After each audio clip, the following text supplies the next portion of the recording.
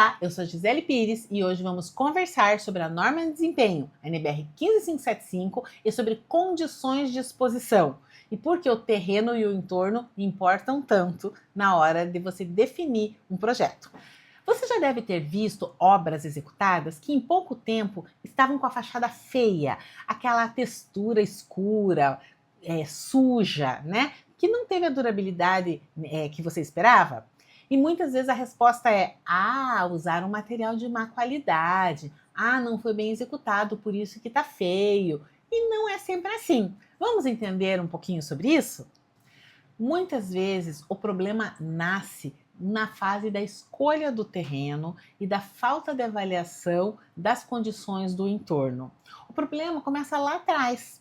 E hoje eu vou te mostrar o que a NBR 15575 tem a ver com essa questão da condição de exposição, como isso muda as questões de projeto e obra e por que o terreno e o entorno podem ser a diferença entre um empreendimento tranquilo e um passivo enorme na sua assistência técnica. Então vamos lá.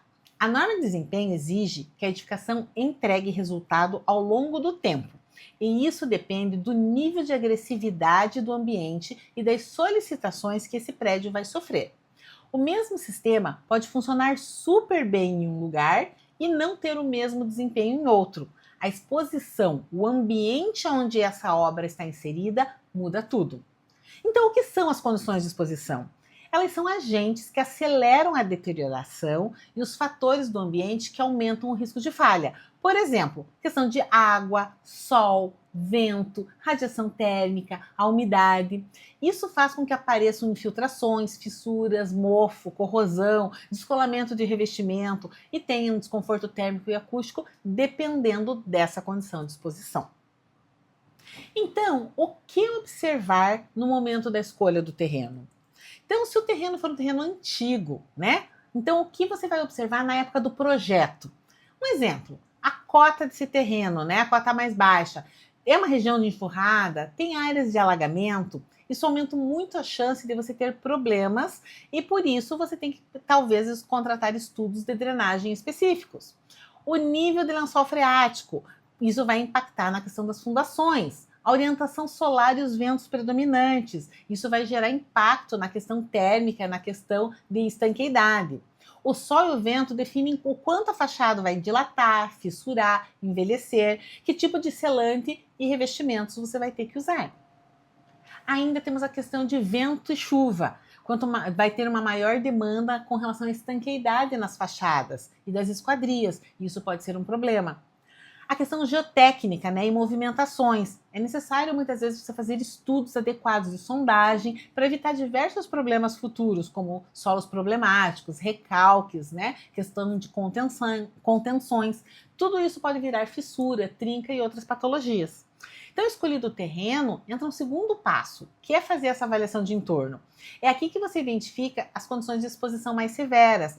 Então, observar o entorno, a questão climática, agentes de agressividade. Então, maresia, se é um ambiente marítimo, você sabe que tem mais problemas com corrosão, de guarda-corpo, de fixadores, de metais. Se é um ambiente industrial, muito poluído, você tem a questão do ataque químico, da questão da sujeira, manchamento, degradação de revestimentos. Se for um local com alta pluviosidade, você tem mais problemas com riscos de infiltração e manchas em fachada.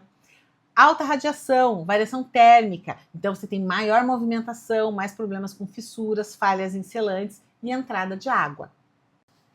E quando se trata de ruído, também tem um impacto direto na definição das fachadas. Você tem que saber qual é a classe de ruído do seu entorno para que você possa fazer o correto dimensionamento das suas vedações e escolha das suas esquadrias.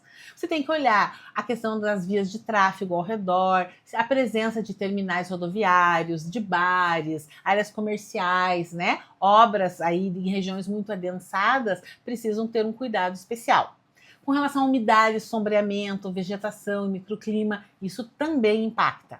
O sombreamento, ele vai impactar na questão da insolação, que vai impactar, por exemplo, em questões relacionadas a mofo, bolor e também na questão lumínica, porque se você tiver muito sombreamento, isso vai impactar na luminosidade natural do ambiente. Tudo que foi levantado durante a caracterização do entorno deve se traduzir em decisões de projeto.